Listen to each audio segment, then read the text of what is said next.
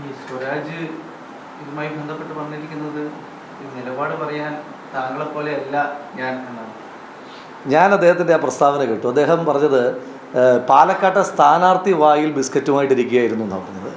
ഒന്ന്, ഞാൻ പറഞ്ഞ നിലപാട് പാലക്കാട്ടെ ജനങ്ങൾ അംഗീകരിച്ചതുകൊണ്ട് തന്നെ പാലക്കാട് ഇപ്പോൾ ഞാൻ സ്ഥാനാർത്ഥിയല്ല, പാലക്കാടിൻ്റെ MLA ആണ്. വളരെ സ്നേഹത്തോടെ വിനയത്തോടെ അദ്ദേഹത്തെ ഓർമ്മപ്പെടുത്തുകയാണ്. അതെൻ്റെ നിലപാടുകൾക്കുള്ള അംഗീകാരമാണ്. നിങ്ങൾ പാലക്കാട് പ്രവർത്തിച്ച മാധ്യമപ്രവർത്തകരെയാണല്ലോ ഞാനിപ്പോൾ കണ്ടുകൊണ്ടിരിക്കുന്നത്. തെരഞ്ഞെടുപ്പിൻ്റെ സമയത്ത് നിങ്ങൾ ആരെങ്കിലും ഒരു ചോദ്യം ചോദിക്കുന്നതിന് മുമ്പ് ഞാൻ അങ്ങോട്ട് കയറി പറഞ്ഞു, വർഗീയമായി ചിന്തിക്കുന്ന ഒരാളുടെ വോട്ട് പോലും എനിക്ക് വേണ്ട. പിന്നാണല്ലോ സംഘടനകൾ, വ്യക്തികളാണല്ലോ സംഘടനകളായി മാറുന്നത്. അപ്പോൾ അതുകൊണ്ട് വർഗീയമായി ചിന്തിക്കുന്ന ഒരു വ്യക്തിയെങ്കിലും ഉണ്ടെങ്കിൽ ആ ആളുടെ വോട്ടും വേണ്ട എന്ന് പറഞ്ഞ് BJPക്കെതിരെ മത്സരിക്കാൻ പോവുകയും ആ നിലപാടിനെ ഈ നാട് അംഗീകരിച്ചത് കൊണ്ടാണല്ലോ ഈ നാടിൻ്റെ ചരിത്രത്തിൽ ഏറ്റവും വലിയ ഭൂരിപക്ഷം ഈ നാട് എനിക്ക് തന്നത്. അതിൻ്റെ ഉത്തരവാദിത്വ ബോധം എനിക്ക് നാടിനോടുണ്ട്.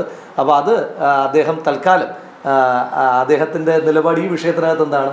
അപ്പോൾ അദ്ദേഹത്തെ ചില ഇടതുപക്ഷ ആഭിമുഖ്യമുള്ള മാധ്യമപ്രവർത്തകരും സാംസ്കാരിക നായകന്മാരുമൊക്കെ നിലപാടിൻ്റെ രാജകുമാരൻ എന്നാണല്ലോ പറഞ്ഞത്. ഈ പർട്ടിക്കുലർ ഇഷ്യൂവിൽ അദ്ദേഹത്തിൻ്റെ നിലപാട് എന്താണ് എന്നറിയാൻ താല്പര്യമുണ്ട്. ഒന്നുകിൽ RSSുമായി ഞങ്ങൾക്ക് ബാന്ധവമില്ല എന്ന് വളരെ സ്ട്രെയിറ്റ് ഫോർവേഡായിട്ട് പറയണം. അങ്ങനെ പറയുകയാണെങ്കിൽ ഒപ്പം പറയേണ്ട കാര്യം എന്താണ്? MV ഗോവിന്ദൻ പറഞ്ഞത് തെറ്റാണ് എന്നുകൂടി പറഞ്ഞു വെക്കണം. അതല്ല, MV ഗോവിന്ദൻ പറഞ്ഞതും ശരിയാണ്, RSSുമായി ബന്ധവുമില്ല എന്ന് പറയുന്നതിനെ നമ്മൾ വഴുവഴിക്കലെന്നും നിലപാടില്ലായ്മയെന്നും ഉരുണ്ട് കളിക്കലെന്നും ഒക്കെയാണ് പറയുന്നത്. അദ്ദേഹത്തിൻ്റെ വായിൽ ബിസ്ക്കറ്റാണോ മറ്റെന്തെങ്കിലും ആണോ എന്ന് അദ്ദേഹം തന്നെയാണ് പറയുന്നത്. അടിയന്തരാവസ്ഥയുടെ കാലത്തും RSSുമായി സഹകരിച്ചിട്ടുണ്ട് CPM. അടിയന്തര ആവശ്യങ്ങളുടെ ഘട്ടത്തിലും RSSുമായി CPM സഹകരിച്ചിട്ടുണ്ട്. 2021 അടിയന്തരമായ ആവശ്യമുണ്ടായിരുന്നു, അന്ന് RSSുമായി സഹകരിച്ചു. ഈ 2025 നിലമ്പൂർ ഉപതെരഞ്ഞെടുപ്പിൽ അടിയന്തരമായ ആവശ്യമുണ്ടായിരുന്നു, അപ്പോൾ സഹകരിച്ചു.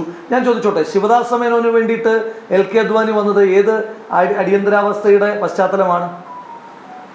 അത് അടിയന്തരാവസ്ഥയുടെ പശ്ചാത്തലത്തിലാണോ വരുന്നത്? ഇവർ വ്യാഴാഴ്ച അത്താഴത്തിന് ഒന്നിച്ചുകൂടിയത് അടിയന്തരാവസ്ഥയുടെ കാലത്താണോ? അപ്പോൾ അടിയന്തരാവസ്ഥയുടെ കാലത്തും ഒന്നിച്ചിട്ടുണ്ട്, അടിയന്തരമായ ആവശ്യങ്ങളുടെ കാലത്തും ഒന്നിച്ചിട്ടുണ്ട്.